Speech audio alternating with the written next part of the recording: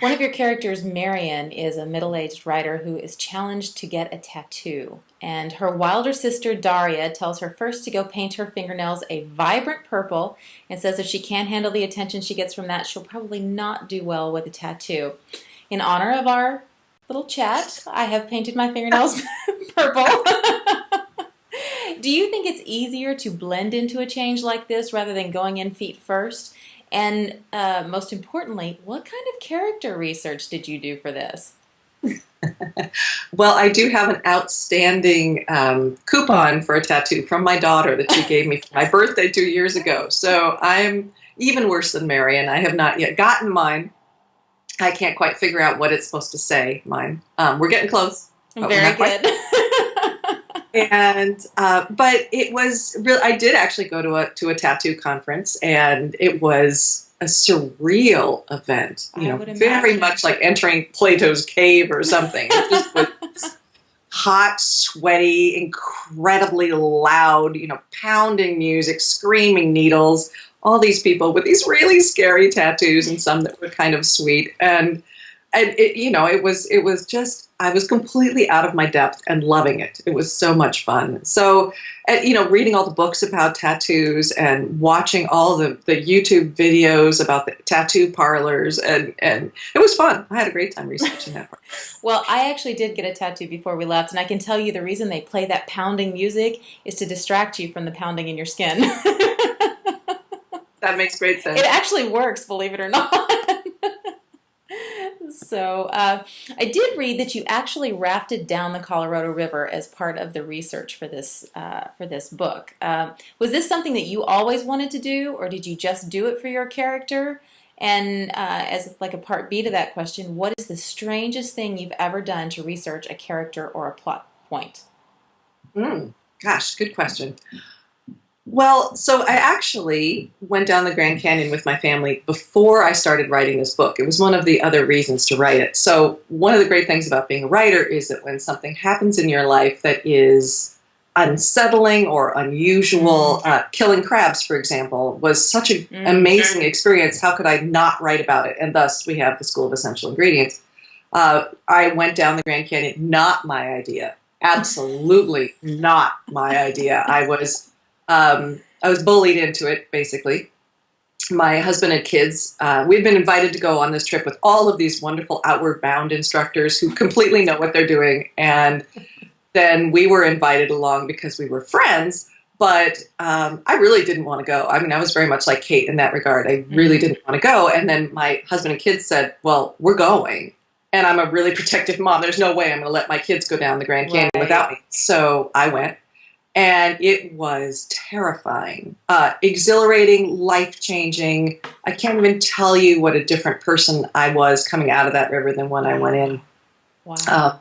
But again, it was one of these things where I just said, okay, at some point in my life, I get to use this, you know. And so it's repurposed. I haven't had breast cancer. I'm not a survivor. I'm not Kate. But many of the things I experienced then I could re-see through her eyes, and it was a really fascinating experience. Oh, wow.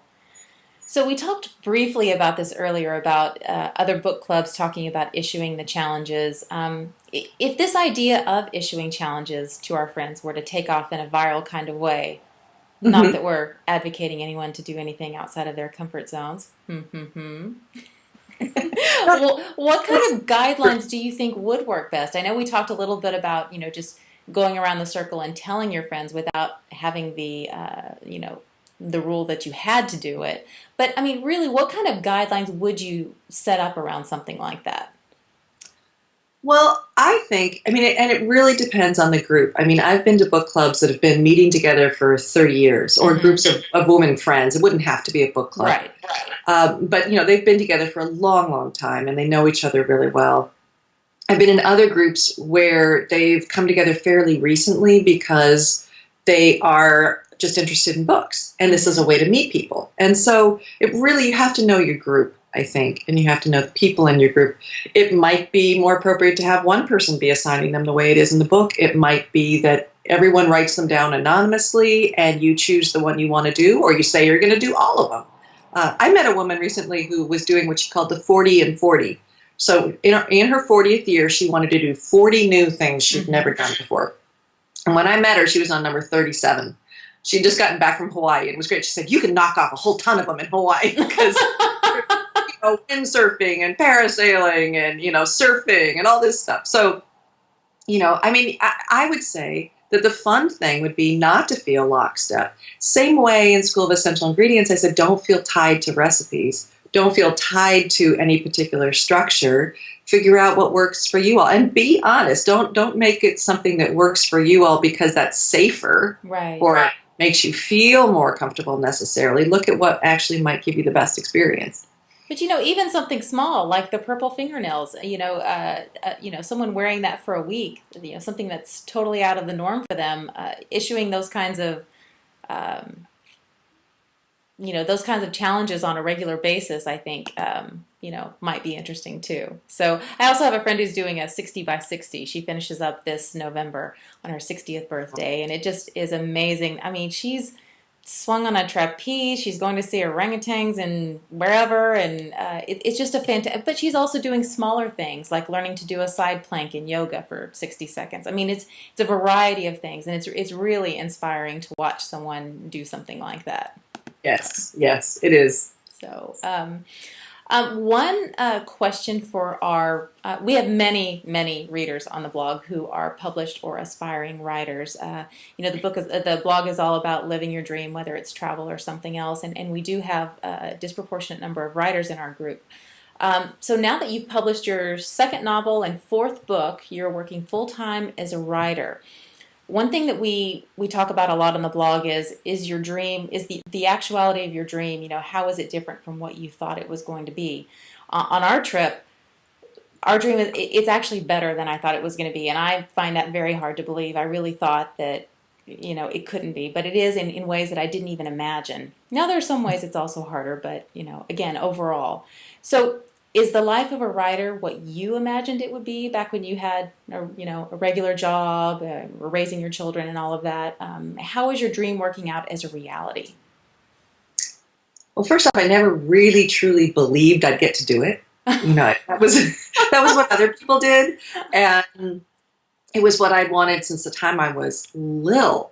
But the idea that I would get to do it was like a movie. That was a fantasy, and to have that come through. I mean, my first novel was published 2 months before my 50th birthday, wow. And so for me, I treasure this experience in a way that I probably wouldn't have if it had happened when I was 30. Right. Because I've worked for it, and I put in a lot of years of having it be the thing on the side or be the thing that wasn't working or whatever. So there was, I tell people I have boxes of rejections in the basement before I figured out how it was that I wrote and what made sense for me. And the other thing that's surprising to me is I was always brought up on that myth that, the real writer either is Jack Kerouac and sits down with the roll of paper towels and just types it out and never edits, and also that myth of the writer being the person who gets up at 4 a.m. and writes until 8 and, applies the butt to the chair and doesn't get up until it's done. Well, I'm neither of those people. And it has been a tremendous relief to be part of a writing community and to realize that everybody writes differently. Mm-hmm. And I write in images. I don't write beginning, middle, end. When I'm writing a book right now, I'm writing a new book. I have 4 of the stories finished because I'm now in a writing group, and they say, could you try to write chronologically just for us? It would be easier, But the reality is I have parts of 3 others, and they all kind of, they kind of move and come into each other. And I shift between them, and as they grow and grow into each other, they are changing each other. And so while I'm a very controlled and controlling person, there is this whole uncontrollable aspect to it that has been really educational for me and fascinating. And also means that I don't write from 4 to 8 in the morning. I write when it makes sense. When the image pops up, I sit down and write it down. And sometimes I'm sitting down on a curb, on a street and writing it down, or talking into my iPhone. Now I look a little less crazy because I can talk into my iPhone. Oh, And you people live in think Seattle. Nobody thinks you're crazy. it helps. It helps, yes. So speaking of the other novel that you're working on, can you tell us a little bit about it, or is it top secret? It is. Well, the first two were easier to kind of explain in 2 sentences. This one, I think the only way I can explain it is it's a series of accidental kindnesses and misperceptions. It's like watching a series of dominoes tipping. One person tips, the next person tips, the next person tips, the next. And I'm having a lot of fun with this idea that sometimes it's strangers or people we don't know that kind of tip us in the right direction. And lots of times it's the people that we know best who are completely misunderstanding us and what we need. And so it's these two things running kind of counter to each other, but in the end working almost in the same direction. So it's been and the other little thing I can tell you is that there are a couple of characters from School of Essential Ingredients that are sneaking back in. Oh, So that's neat. That's neat. it's fun. Oh, and good news, which is we just had the options for the film rights for School of Essential Ingredients taken. So we may get a movie out of that one. Wow. Well, just let me know what part you want me to play. Okay. Oh my gosh, that's fantastic. Congratulations. That must be wow. It's a wonderful thing. The book is so visual, and it would be lovely to see it done right. So yeah, I can absolutely see that. We should see. I wish I would have known that at the start. We could have spent the whole call trying to imagine which actresses and actors could play in the movie. Well, it was interesting. I was just in LA doing the book tour for Joy for Beginners, and there was a acting company that did a sort of on-stage reading, 4 different actresses reading parts from 4 of the different stories. Mm-hmm. And it was fascinating to watch how they interpreted characters that I've been living with for 2.5 years. And sometimes they would see things that I hadn't seen or hadn't meant, but it's all in the words. It made perfect sense. Sometimes, I thought, oh, that's not how I meant that character, but then I learned something else. And other times it was spot on, exactly the way I would have done it.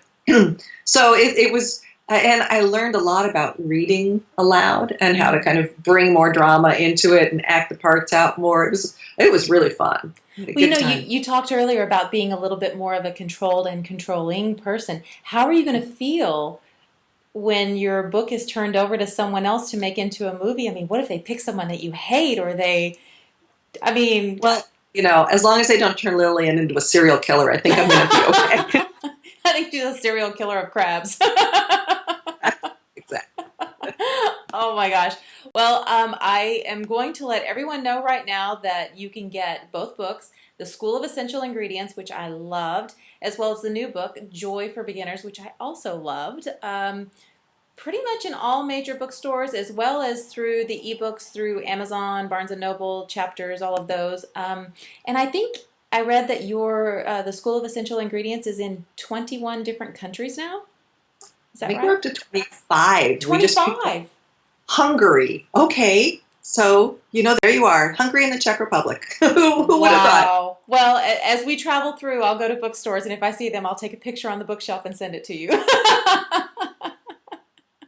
Well, thank you very much, Erica, for being with us. I know that our readers are going to love hearing about the book and about the challenges. And who knows, maybe we'll start something on the blog about issuing challenges to each other, and we'll let you know how it goes. Oh, that would be great. Thank you very much. Oh, thank you.